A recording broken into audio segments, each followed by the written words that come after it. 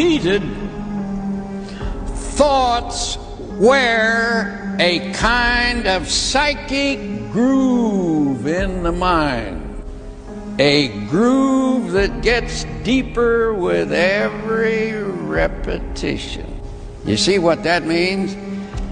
When you think you can't, and you tell yourself you can't, and you tell other people that you can't, you've made a groove in your mind, psychically.